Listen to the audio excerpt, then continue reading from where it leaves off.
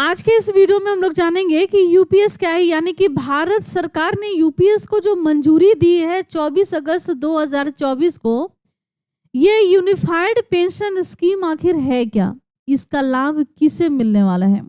बहुत ही सरल शब्दों में इसको हम लोग आज के इस वीडियो में जानेंगे। पूरा वीडियो देखिएगा। यूनिफाइड पेंशन स्कीम, इसका जो लाभ मिलना शुरू होगा ये 1 अप्रैल 2025 से इसको लागू किया जाएगा, लेकिन इसको मंजूरी मिल गई 24 अगस्त 2024 को। लेकिन इसकी शुरुआत जो हुई थी वो 23 अप्रैल से 23 अप्रैल 2023 को एक टीवी स्वामीनाथन के के नेतृत्व में, मतलब उनके ही अगुवाई में एक कमेटी बनाया गया। इस कमेटी के रिपोर्ट के आधार पर एक मंजूरी मिली यूपीएस को, यानी कि यूनिफाइड पेंशन स्कीम को। लाभ मिलेगा केंद्र सरकार के में कार्यरत कर्मचारियों को, यानी कि केंद्रीय कर्मचारियों को, केंद्र सरकार के सरकारी नौकरी प्राप्तकर्ता को इस पेंशन का लाभ मिलेगा। इसके पहले दिसंबर 2003 तक ओल्ड पेंशन स्कीम, जिसको ओपीएस के नाम से जाना जाता है, तो वो लागू था। और जनवरी 2004 में अटल बिहारी वाजपेयी की जो सरकार थी, उन्होंने फिर से न्यू पेंशन स्कीम लेकर के आए। लेकिन अब जो है, अभी प्रधानमंत्री नरेंद्र मोदी की सरकार में यूपीएस को लागू किया गया है। ये आपके पास ऑप्शनल है। अगर आप चाहें तो आप न्यू पेंशन स्कीम भी ले सकते हैं, अगर आप चाहें तो आप यूपीएस का भी आपके पास ऑप्शन है। तो आखिर ये यूपीएस क्या है और ये जो यूनिफाइड पेंशन स्कीम आखिर है क्या, इसमें आपको लाभ क्या मिलने वाला है। तो किसे लाभ मिलेगा, तो ये तो आप लोग जान लिए कि केंद्र सरकार के कर्मचारियों को इसका लाभ मिलेगा।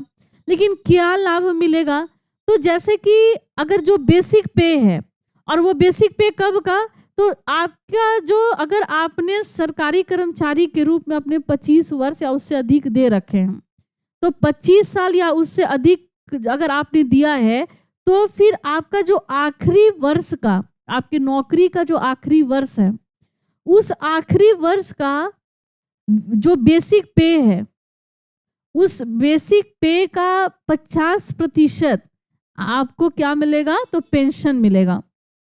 और आखिरी वर्ष में कितने होते हैं, 12 माह। इस 12 माह का औसतन जो है उसको आपका जोड़ा जाएगा। औसतन जो आपको मासिक पे मिल रहा है, उस औसतन मासिक बेसिक पे का आपको 50% जो है वो पेंशन के रूप में मिलेगा। मान लीजिए कि अंतिम माह में आपको मिल रहा है कितना, आपका बेसिक पे है 50,000 रुपये, तो इस 50,000 का आपको कितना मिलेगा, तो आपको मिलेगा 25,000 रुपया प्रति माह। ठीक है ना, प्रति माह 25,000 रुपये जो है ये प्रति माह आपको मिलेंगे। लेकिन अगर 25 साल से कम आपने सर्विस दी है, अगर मतलब आपकी नौकरी हुई, आपने 25 साल तक आपने नहीं अपना सेवा दिया है, लेकिन मतलब कि कहने का अर्थ है कि 25 साल से, अगर 25 साल से अधिक अगर आपने सेवा दिया है, तो आपके आखिरी माह के बेसिक पे का जो है वो आपको 50% मिलेगा। अगर मान लीजिए कि आपने 25 वर्ष अपनी सेवा नहीं दी है, उसके कम समय में के बाद ही आपको अगर पेंशन का आपको लाभ लेना है, तो इसके लिए भी एक सीमा निर्धारित की गई है कि मिनिमम आपको 10,000 रुपये तो आपको पेंशन राशि मिलेगी, चाहे कितना भी कम आपका बेसिक पे क्यों ना हो। मिनिमम 10,000 रुपया महीना आप पाने के हकदार हैं। इसमें कुछ और भी प्रावधान किए गए हैं, जो मुख्य बिंदु है मैं उसी पर चर्चा कर रही हूँ। इसमें कुछ और भी प्रावधान किए गए हैं। अगर मान लीजिए कि जो पेंशन प्राप्त करता है, अगर पेंशन प्राप्तकर्ता की अगर मृत्यु हो जाती है, तो इसका फिर इसके पेंशन जो है वो उसके परिवार की, इनकी पत्नी को मिलेगा। अगर पत्नी है तो पत्नी को मिलेगा।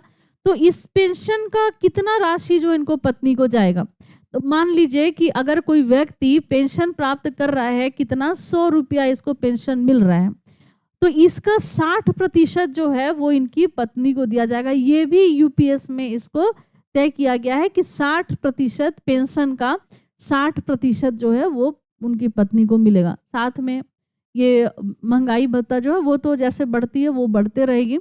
तो ये यूपीएस को लागू कर दिया जाएगा 1 अप्रैल 2025 से। लेकिन इसको मंजूरी मिल गई है दोस्तों 24 अगस्त 2024 को। और भी बहुत कुछ है इसमें जानने के लिए, एक एक करके हम लोग जानेंगे आखिर न्यू पेंशन प्लान और यूपीएस में क्या अंतर है, या फिर ओल्ड पेंशन प्लान यानी कि ओपीएस और यूपीएस में क्या अंतर है। तो ये सब कुछ के बारे में भी हम लोग जानेंगे नेक्स्ट वीडियो में। फिलहाल आज बस इतना ही, मिलते हैं नेक्स्ट वीडियो में। और किस तरीके का कंटेंट पर वीडियो चाहिए मुझे आप ज़रूर बताइएगा।